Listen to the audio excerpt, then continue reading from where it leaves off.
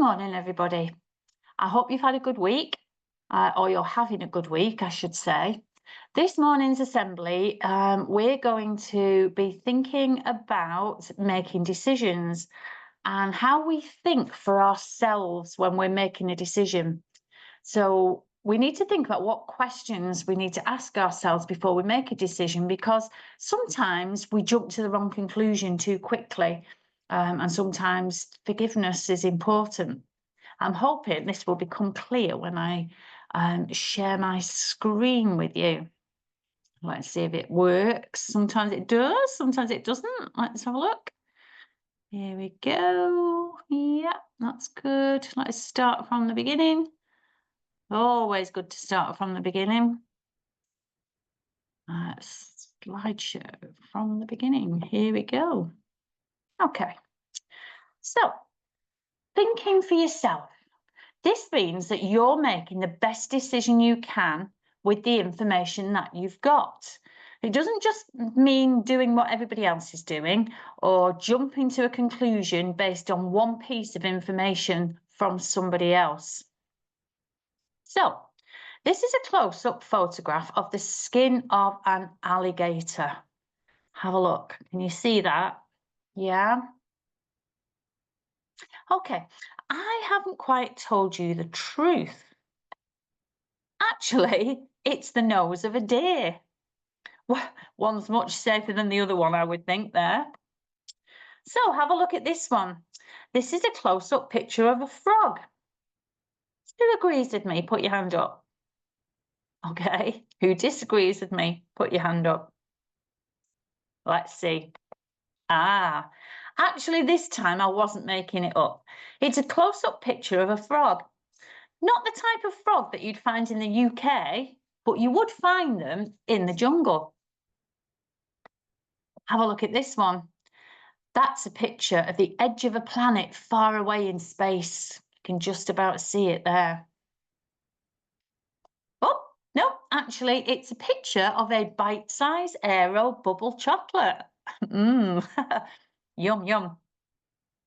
Do you know what this is? Anybody want to explain their answer? Just let the teachers could just pause for a minute and see if any children can guess the right answer. It's actually part of something that you probably see every day somewhere. It's just a drinks can. I wouldn't normally make things up, but I did just for those pictures to see if you could make up your own mind about what something was. I'm going to show you 4 pictures from a really good TV advert for a newspaper.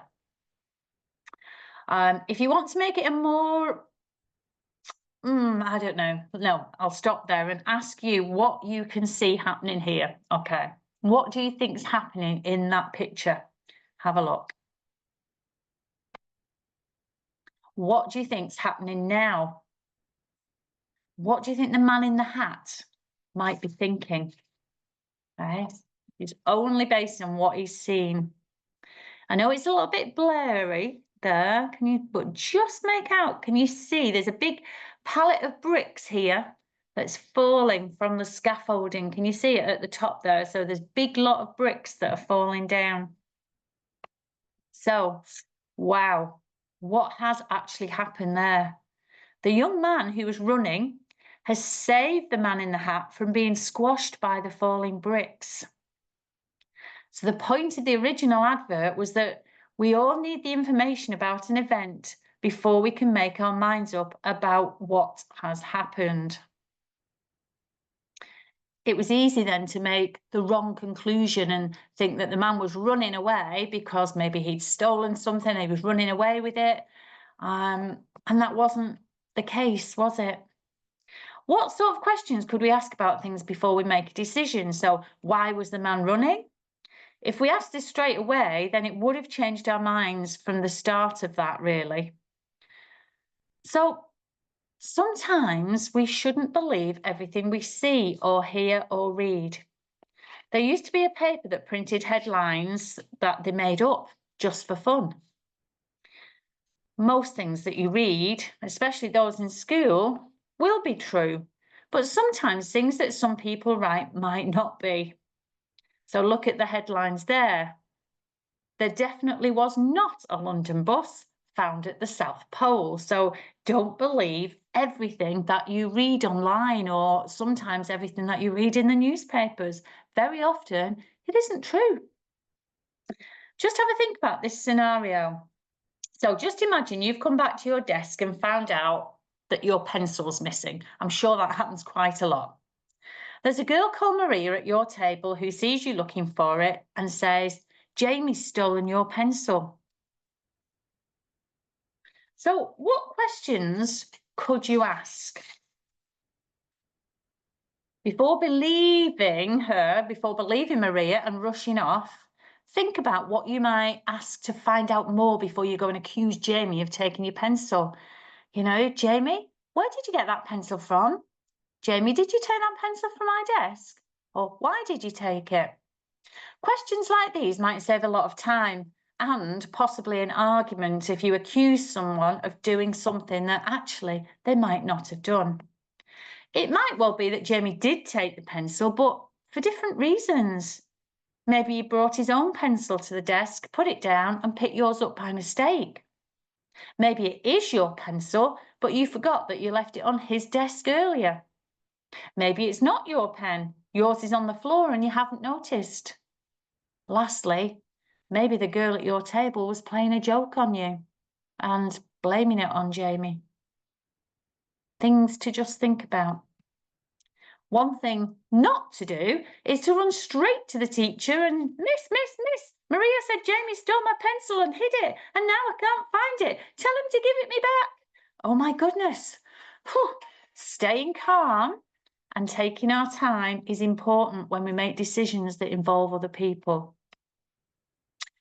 We also need to remember that sometimes, as one person tells something to someone else, a little bit of the information can get changed. It gets passed on and another bit gets changed. After a while, it doesn't take long for the whole piece of information to be different than it was at the beginning. So it's something we used to play a game when I was at school called Chinese Whispers. And you write down something on a card and show it to someone, and then they whisper in the next person's ears. You sit in a circle and they whisper the information on the card. They whisper it round and it goes all the way around the circle.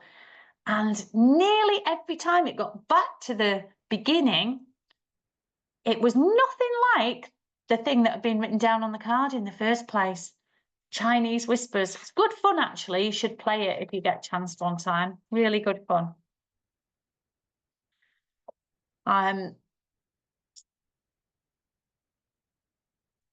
One school in England, the teacher told his class on a Friday that the following week they'd be reading a story about Eddie the penguin and imagining that they were going to the Antarctic to rescue him. By the time the children had been talking about it, some of them actually thought they were going to the Antarctic. And so they went home and said that to their parents. On Monday morning, the school had phone calls from parents asking what was happening and whether the children were actually going to the Antarctic. Unlikely, I have to say. Sometimes people just get things wrong.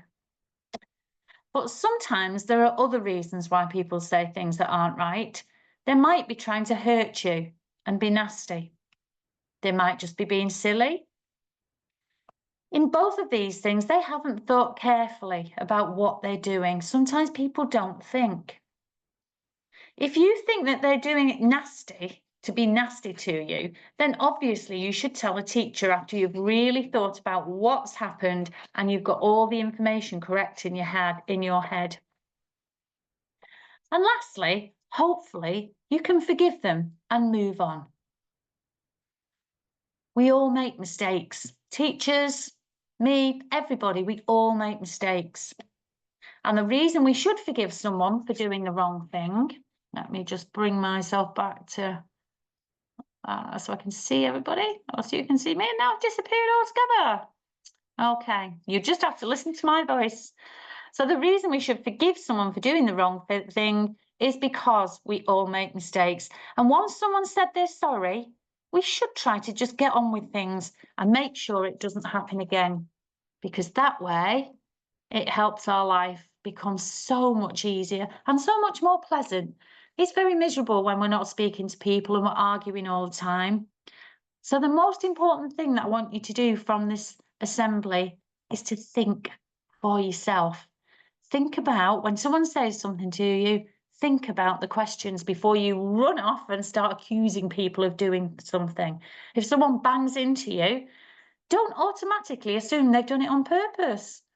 Ask them, do you realise you've just bumped into me? If they say, yes, I did it on purpose, that's different, isn't it? Then you go and tell someone.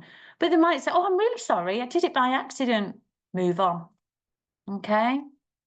Right. I hope you all have a lovely rest of the week, and I hope you all have a great weekend. And I will see you soon. Okay, everyone. Bye for now.